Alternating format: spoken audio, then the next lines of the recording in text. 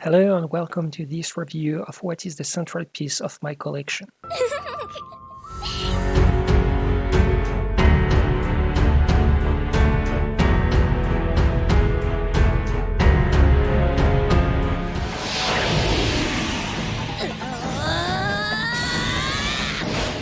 This figure of Gali, also known as Alita, is by Pro One Studio. This is the regular version, available for $900 before shipping and taxes. There's also a ultimate version available for $1,400. It has a much bigger base, an additional face with an open mouth, and a cloak made of real fabric. The regular version weighs about 12 kilograms and the ultimate version weighs about 16 kilograms. The regular version is almost 60 centimeters high, per my own measure. The base, on the other hand, easily fits in a Detolf. I've been collecting figures for 20 years now, and as a collector, I try to get figures from characters that I love. Gali is my favorite character from my favorite manga, and for so many years I've been deprived of a good figure of her. With the release of the live-action movie, we got a few figures, but for people like myself who are more drawn to the manga than to the live-action film, this was a disappointment.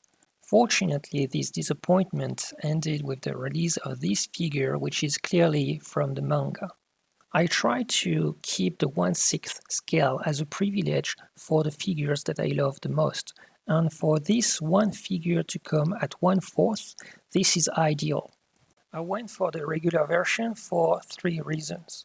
First, it's more affordable. 2, it fits in a Detolf. Although to be featured in an upper shelf, it will definitely require an additional frame because with more than 12 kilograms of resin, you can't rely on the glass panel of the Detolf.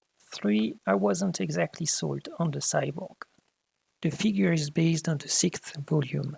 You can see here the cloak, which is featured in the ultimate version. The costume of the manga is perfectly rounded by the figure. The pose is a classic of her, here in the volume 6, here in the volume 7, here in the volume 9, and here again in the volume 9. The cyborgs that are part of the base are also straight from the manga. I have to say that with the ultimate version, I wasn't convinced by the impact of the hand on the head. It could have been the Herzerhauen, which means heartbeat in German, but if so, it's missing the ripple effect. Albeit more simple, the regular version actually seemed more realistic. At the very least, more in the spirit of the manga. On that note, I love the blade. The handle is also perfectly done.